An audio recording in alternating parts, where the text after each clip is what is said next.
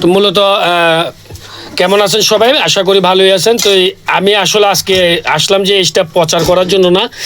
অনেকে হয়তো জানেন যে মানবিক শওকত একজন কিন্তু পুলিশ অফিসার ছিলেন। উনি কিন্তু আসলে এই মানবিক কাজের জন্য কিন্তু পুলিশের যে চাকরিরও তিনি কিন্তু বন্ধ করে দিয়েছেন এই মানবিক কাজ করার জন্য। যারা আসলে রাস্তাঘাটে পচা গলা মানুষ থাকে তাদেরকে নিয়েই মূলত উনি কিন্তু কাজ করে থাকেন। তো আপনারা জানেন ইতিমধ্যে হয়তো ফেসবুকে বা ইন্টারনেটে আপনারা দেখছেন যে নোয়াখালী 5 আসনে মানবিক শওকত কিন্তু কলম মার্কায় নির্বাচন করছেন।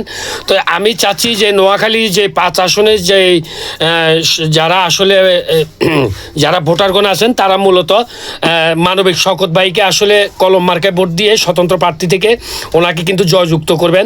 কারণ উনি যদি আসলে সংসদে আসে সে কিন্তু আপনাদেরকে নিয়েই কাজ করবে এবং কি যে দুস্থ যে পচা গলা মানুষদের নিয়ে আসলে উনি কাজ করেন, তাদের জন্য একটা হাসপাতাল গড়ার প্রত্যয়ে তিনি কিন্তু এই সংসদে আসলে আসার জন্য নোয়াখালী 5 আসন থেকে উনি নির্বাচন করছেন। তো সবাই মূলত ওনাকে আসলে ভোট দিবেন। আর উনি কি বলতেছে ওনার কথাটা আপনারা একটু শুনেন মন দিয়ে। শোনার পরে আপনারা ভালো লাগলে ওনাকে আসলে কলম মার্কায় ভোট দিবেন। এটা কিন্তু আমি বলবেন যে অনেকে বলবেন যে আপনি কি ওনার থেকে কোনো টাকা খাইছেন কিনা বা ওনার থেকে কোনো বড় ধরনের অ্যামাউন্ট পাইছেন কিনা এই জন্য আপনি ওনার প্রচার করছেন। আসলে কিন্তু তা না, আমি কিন্তু নিজের থেকে ওনার জন্য প্রচার করছি। কারণ ওনার মতো একজন যোগ্য ব্যক্তি ও একজন ভালো ব্যক্তি আসলে আমাদের সংসদের দরকার। তো সবাই ওনার কথাটা শুনেন, শোনার পরে আসলে মূলত আপনি বিবেচনা করবেন যে ওনাকে ভোট দেওয়া যায় কিনা। আসসালামু আলাইকুম। আগামী ত্রয়োদশ সংসদ নির্বাচনে আমি কলম মার্কায় নোয়াখালী 5 থেকে প্রার্থিতা করতে যাচ্ছি।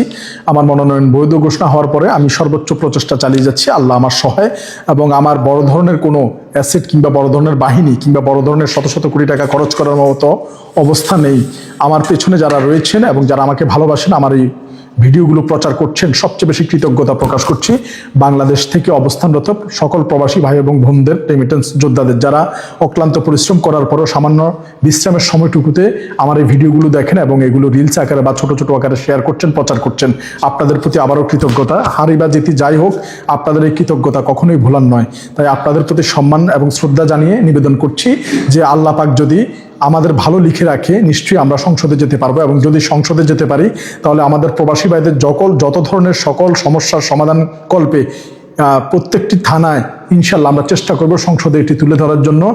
ইমার্জেন্সি সাপোর্ট, আপনি যদি মামলা করতে যান কিংবা কোনো নালিশ করতে যান, জিডি করতে যান কিংবা হারানো কিছু উদ্ধার করতে যান বা জায়গা জমির কোনো সমস্যা নিয়ে যান, থানা এবং সকল সরকারি স্থাপনায় আপনাদের জন্য ইমার্জেন্সি সেন্টার যাতে খোলা হয়। কারণ যারা বাংলাদেশে থাকে তারা আজ না হলে 1 মাস পরেও কাজটি করতে পারবে, কিন্তু আপনাদের ছুটি সংকীর্ণ, আপনাদের ছুটি শেষ হয়ে গেলে আপনারা কাজ করতে পারবেন না। তাই আপনাদের কাজকে যাতে অগ্রাধিকার দেওয়া হয় সেই কল্পে আমরা অবশ্যই এটা পদক্ষেপ গ্রহণ করার জন্য মহান সংসদে আমরা দাঁড়িয়ে সেটা উপস্থাপন করব এবং আপনারা আমার পাশে থাকবেন।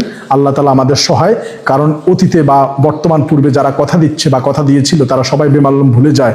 তাই মহান আল্লাহকে সাক্ষী রেখে বলছি, আপনাদের নিয়ে আপনাদের না বলা কথাগুলোই ইনশাআল্লাহ সংসদে যাতে তুলে ধরতে পারি এবং আপনারা সব সময় আমাকে যেরকম স্নেহ দিয়েছেন সেই স্নেহ ইনশাআল্লাহ ভবিষ্যতে যাতে অব্যাহত থাকে।